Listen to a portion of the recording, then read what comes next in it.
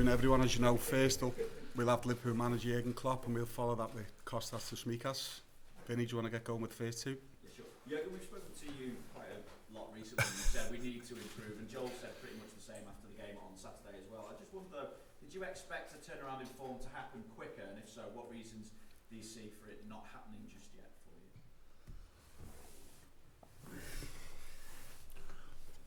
Yeah, no, quicker, not sure. I think we had this, one of the conversations we had already this year was before and after Ajax game, or after the Napoli, especially after the Napoli game, when we all realized, okay, wow, that's now really a low point. We have to change the things quickly. Didn't play Wolves, played Ajax, didn't play Chelsea. So we couldn't pick anything up and keep it from the Ajax game really. And then on top of that, you face Brighton, which in a very good moment, a very good team with a new manager, and you concede these 2 early goals, which is in no situation helpful, but in other situations maybe lesser harmful than it was for us that day. And it turned around, not with a brilliant performance, but with a proper fight and adapting to the situation. Denying Brighton in the areas they wanted to play and all these kind of things. So, and you are 3-2 up, and then you could see it's not the first time, and that something like this happened, that we were not controlling the game. We had our moments, we had chances, we had top moments where we could have scored the 4th goal. Didn't do that, and so you leave the door open, and that's what happened. And so it always is in life, when you have a problem, when you spot a problem, you think about it, you think you have the solution, and of course you expect then the solution to be instant, influential, bam, sorted. That's in football never the case. Will never be the case. Even if we would have won the game 3-2, would have been a completely different feeling, obviously, but with similar problems. And that's why we just have to keep going. Yes, we have to improve. We have to play better, consistently better, and defend better, attack better, pretty much everything. It's like it is. But I don't want to talk too much about it, but it's really like this. It's only 2 years ago we had a very similar situation for different reasons, where we lost our full defense, our centre halves, all of them pretty much, and had to find solutions, and we lost our game completely. Nobody could recognize anymore. We just wore the same shirts, but couldn't react as quick as people would wish. And but we found a way out because we worked on it, and that's what we will do this time. And so our general situation is obviously important, but not so much for tomorrow, because that's when you prepare for a game, you prepare for a game independent of your situation, the situation you're in. And Rangers, how I think, do extremely well in general, but in Champions League the results they had were now not exactly what they wanted. So we expect a team who is really fighting for a result, and that's what we have to prepare for. After Saturday as well, just wonder again how confidence is affected, and if confidence is fragile, does that in turn kind of make Rangers a little bit more dangerous? Yeah, it would be dangerous in any situation, but yes, but that's. So people will ask, how can it happen that these players are not full of confidence? Do you think Cristiano Ronaldo in this moment is on top of his confidence level? And you would say he was for ages best player in the world, and now he's not going its way, and it's not exactly the same. That happens to all of us. Lionel Messi played last year's season where, it was not exactly the same, because these kind of things are really important to all of us, and you have to work for it. You have to do and to go and to take the little things to make a step in the right direction, and then in the moment when that you are really ready for the moment when it's back, and that's what we are doing. It's not without confidence, but you have this being 2-0 down is not good for confidence, and being 3-2 up is usually really good. But you could see with the first attack they had, which we gave them pretty much after 3-2, it was like, oh, still open game. Okay, so, and that's how it happens, especially collectively. In individual sports, maybe, don't know exactly, but maybe you can fight yourself through it. But in a team sport, we all have to do it together, and that makes it a bit more complicated. But that's it. Mike? Yeah, again, the Liverpool defence has come in for an awful lot of criticism recently, and with some justification, but it's the amount of times now that teams are getting through to the defence that we're not really that used to seeing, but it's happened in other games this season. What's the solution to that? Yeah, you're right. So we concede now similar goals. Let me say like this, where they go through the same gaps and stuff like this. Yeah, the problem is the special problem. What we have is that we have a really brave way of defending usually, and when the timing in our defending is not perfect, then we leave a gap open. That was always the case, by the way. But because the pressure we made on the ball, on the ball, nobody really recognized it because we closed it with intensity, if you want. So if we don't do that, then this gap is open for a short moment, and Brighton usually quite often pass the ball through our gap in between the lines where they could turn and these kind of things, and that makes it tricky. So yes, we have to be more compact. We have to we have that in our mind. We know that, but it's in the moment it's going well. You do it, and then you do it again, and but timing is still not right. That's it. So we said it last week. I think defending is kind of an art, and it worked for us really well. But when it's not working out anymore, you realize step by step how much you have to go back to the basics that you are defend solid again.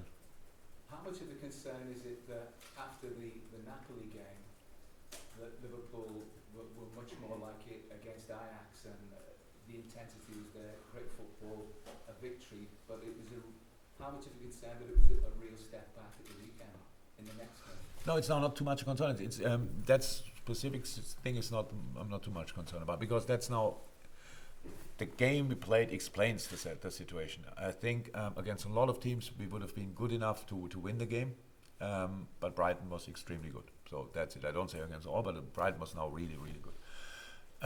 With all the things, we didn't know how to prepare for it because we had no clue what Roberto will do, what he will keep, what he will bring in new. That's a little bit the thing. So obviously we need to be 2-0 down to sort that, because after that we didn't have these problems anymore. They're not exactly the same problems. And no, I explained it now. We had 2.5 weeks after Ajax game we didn't play. So the boys were all over the world. So that's why we couldn't pick up from there. So that's it. Now we have to take the good things out of the last game and try to to do that. Actually, there were good things. The period when we had 3-2 up was not free flowing football, but it was the football we had to play on that day, because we had to break them down step by step, and it's what we did. And then we conceded the equalizer, and so that's the last feeling you keep. It felt like a defeat. It wasn't, but it felt again like this, and that's where we have to just to make it's. Patience is not the 100% right word, but we have to be patient to do the right thing again and again and again until it works out again, and then we will be fine on a different level. Not fine, but it will not. We have to work always hard, but that's what we have to do. We cannot always start new, thinking completely new. What can we do? But if we can help the boys with a way to defend it differently, we will do that. We have to be more. We have to be more solid. We have to make more compact. Definitely, and that's what we try to be. The gentleman just behind with the mask. Hi, Hi. what's your assessment of this Rangers team, and what sort of threat do you think they might pose you tomorrow night? Good football team, well coached, exceptional European season last year, obviously. Qualifying for the Champions League, big achievement. And yeah, saw obviously the last game against Hearts. So just more games, but now especially the last one, and really good football team, and that's what we have to prepare for. And the team who have had results now they didn't want, so that's what they wanna change definitely. So we expect a proper fight, a real fight, to be honest, and that's what we prepared for. Chris McKenna. Just on Darwin Núñez, he started just won 4 games since his suspension. I'm just wondering, is he still adapting to the team, the way they play, and where he is at, and kind of confidence and form level? It's good. Yeah, of course, he's still adapting. How players always adapt, and this is now the players, new players come in, and everybody talks about them and wants them to shine immediately. That happens from time to time, and sometimes not. And it's we only yesterday we had a long talk with Pep Linders because my Spanish or Portuguese is still not better, and we just told him we are completely calm. So it's really important in our situation that he's now not starting, and he's not looking like he's worrying or whatever. So that why didn't start this game? He came from international, and he had a how can I say DOMS in the hamstring. So when you get this information from them, the medical department gives you some kind of minutes. How long is he allowed to play? And don't start anybody who's allowed to play 20 minutes or 15. So that's that reason. But I know then it's again this kind of discussion what we open up a little bit from the outside for the outside world. Of course, the 3 game suspension didn't help him to settle. That's clear. But that's pretty much all. The team is not flying. That makes it not easier for a striker, especially not for a finisher. It's not that we create chances, but it's not that everything is clicking and we just put one player and he finishes our situation. So that's not our situation at the moment, as much as I wish it would be. And that's all. John Murray. Just wondering, do you feel that it's the rarity value of Liverpool playing Rangers that helps to make these matches this week and next week so special? And I'm also asking that after what Florentino Perez said about how he feels that Europe's biggest clubs need to be playing each other more often for the game to be better. I'll bring these two again. So I heard now, Des told me that since 42 years now, there was no game between the English and the Scottish team anymore, right? So, yes, that's pretty special. That's pretty special. Unfortunately, apart from that, I cannot say really a lot about the relationship, what that means exactly, and all these kind of things. Nobody gave me a historical update. I know a few things, obviously, and that might be very special, yeah, for sure. But apart from that, it's a normal Champions League game. Yes, but it's very nice. Actually, I think it's very nice that we don't play all the time the same teams. So it's new, it's refreshing, it's great for Rangers. It will be great atmosphere here, will be great atmosphere there. Definitely, people should enjoy that. I hope they're able to enjoy it, to be honest. And what was now with Paris? What did he say? He's talking about how, with an eye on the Super League. Just recently, just now, today, yesterday. Over the weekend. Talking about how with an eye on a potential Super League rearing its head again, that football would be better, the game would be better if Europe's biggest clubs were playing each other on a more regular basis. Actually, I couldn't I have no opinion about that. Didn't think about it for a second. Not interested too much about it in the moment, how you can imagine. I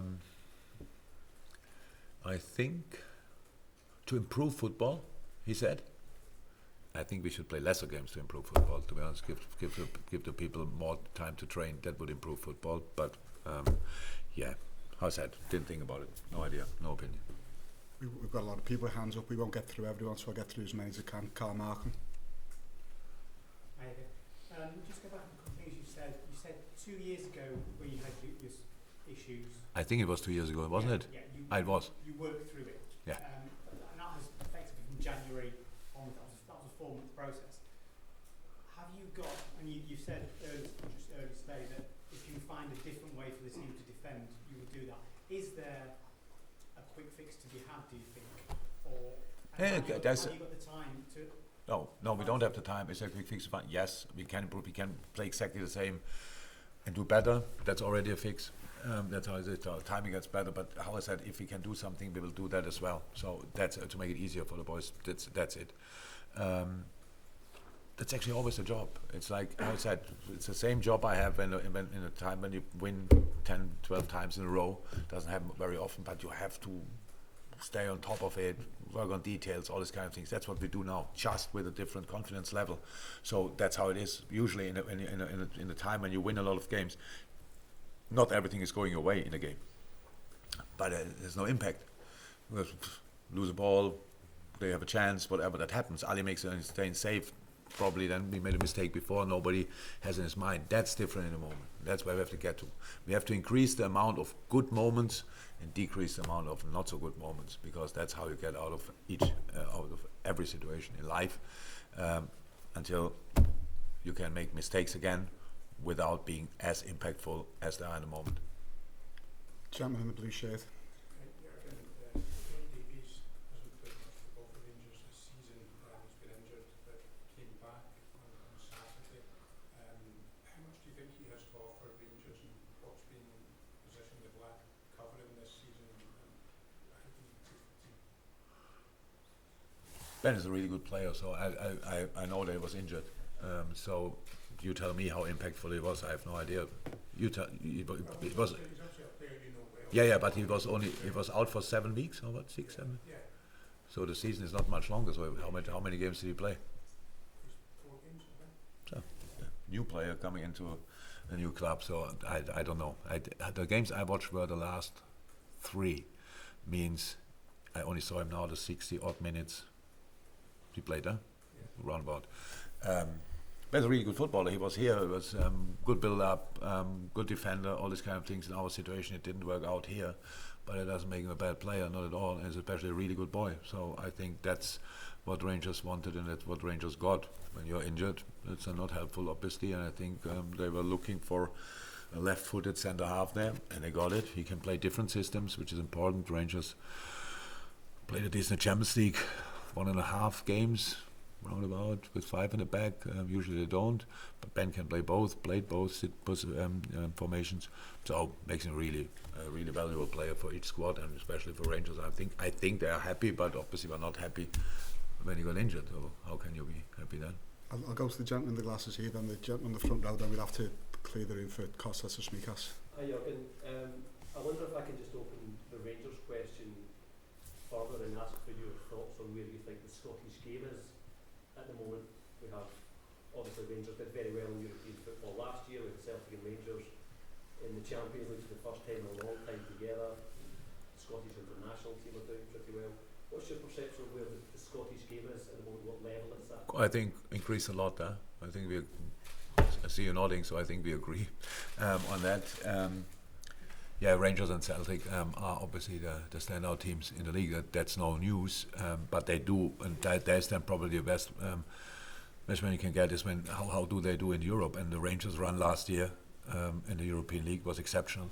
So the games against Dortmund, for example, it's just really good.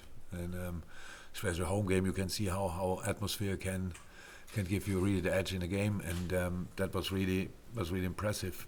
And sorry, and Celtic is obviously doing really well as well. You're right. The Scottish team is full of talent. So it's we have obviously with Calvin, another Scottish boy here, who's come only back from injury.